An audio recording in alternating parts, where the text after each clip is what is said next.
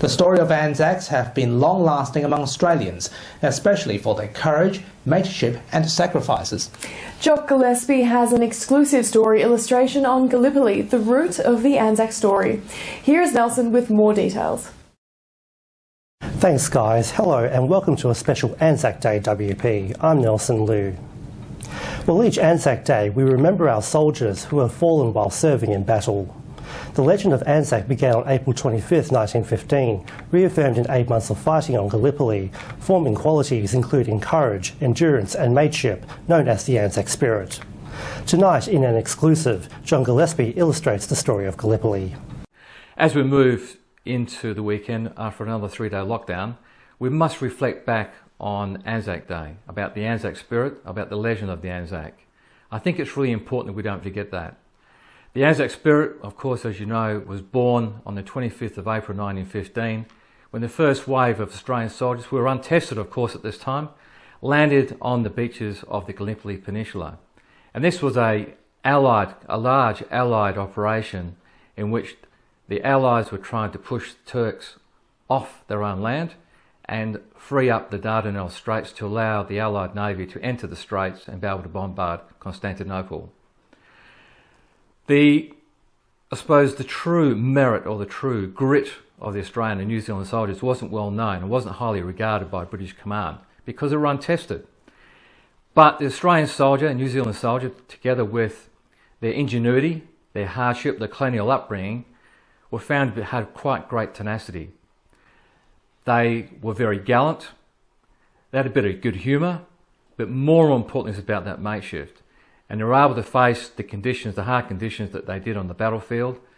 They were able to withstand the many attacks made by the Turks. And a lot of those actions took a lot of grit. Of course, when the Australians first landed in Gallipoli, they were faced with very harsh terrain. In fact, where they landed wasn't actually where they're supposed to land.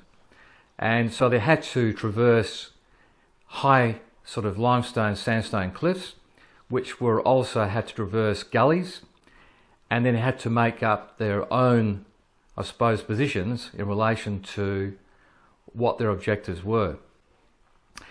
And by trying to do that, and of course being stymied, this allowed the Turks to then create their own defence line, and then able to then stop the push by the Allies.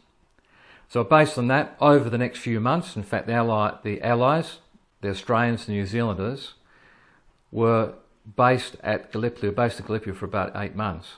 And during the 8 months, there was a number of offensives. The first offensive was in May 1915 when the Turks pushed a great number of Turkish divisions forward to push the ANZACs off the beachhead, which failed.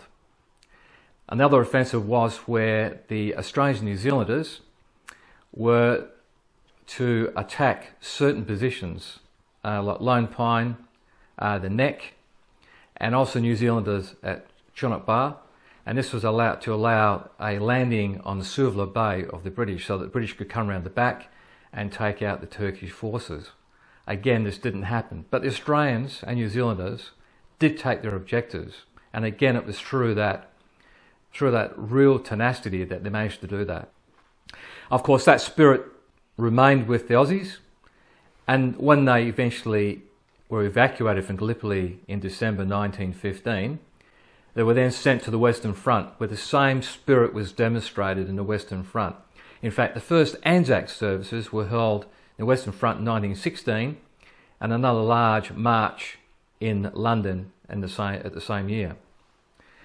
So again, the Australians and New Zealanders demonstrated their tenacity, their prowess on the battlefield, and their distinct gallantry, bravery. And that took them right through to the end of the First World War. And a couple of those actions that they were involved in was the Battle of Amiens, would involve tanks. And then they moved in, of course, at the end of the First World War. That spirit has now continued into today. And of course, most Australians are evoked by that same spirit when they're faced with hardship, conflict, and some challenges like we're facing now with COVID. And now here is Australian Medical Association WA President Dr. Andrew Miller with his weekly COVID-19 update and commentary. Well, a big week for WA with Perth back in lockdown, and then the bits of Perth that transported themselves to Peel for the long weekend also allegedly back in lockdown. Really distressing to see guests in hotel quarantine who have spent their time overseas avoiding catching COVID and then getting it whilst they're supposed to be being looked after by the government in there.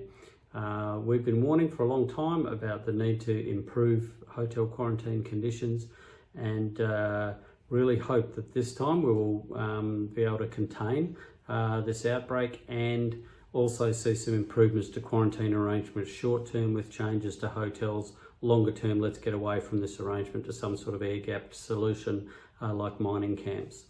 In regard to the outbreak itself, encouraging that no new cases identified today. Still a lot of contacts results to come in though, about 270 of the close and casual contacts, their results not in yet. So we'll keep our fingers crossed for tomorrow. As we've said before, people often don't spread this at all, but the ones that do spread it tend to give it to more than one person, and some people can give it to a lot of people. It's not their fault, it's just the interaction of their biology with the virus itself, so that they make a lot of virus. And you can't tell when someone's infected what kind of spreader they're going to be until afterwards. Contact tracing works really well in WA, border control works well, quarantine and the health system not so much. So hopefully we'll see some improvements come out of this and people stay safe. The people of WA, of course, tend to cooperate very well and wear their masks and do the right things. COVID is airborne. We need to be ventilating indoor spaces very carefully. You can buy cheap CO2 monitors online and check the CO2 inside a room, because that tells you how much expired air has been let out. Should be less than 800 parts per million for a properly ventilated space. So restaurants, very risky places, particularly if it's quite stuffy, no open windows.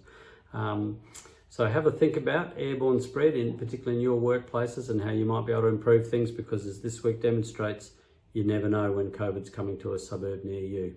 Stay safe. Thanks for your time. And now here's Leo with what's coming up on 6 News. Thanks guys, tonight on 6 News, they shall not grow old. Australia pauses to pay their respects 106 years since the landing at Gallipoli, gathering in dawn services and in their backyards in scenes that were distinctly 2020. Plus the fallout from the guilty verdict in the Derek Chauvin trial continues as debate rages over yet another police shooting. Was the officer right to pull his gun on 16-year-old Makia Bryant as she charged 2 people with a knife? Speak to a former US Senator to get his thoughts. And China lashes out after the federal government rips up Victoria's Belt and Road deal with Beijing, branding the move a suicidal attack and vowing to respond with potentially crippling countermeasures. You can see full details on those stories and much more on our YouTube channel. Just search 6 News Australia to find us. For now though guys, it's back to you. Thanks, Leo. And that's our weekly news and current affairs. You can follow the latest news on our website, wamnnews.com.au. From Sarah and myself, we wish you good health, stay at home and have a pleasant evening. Take care.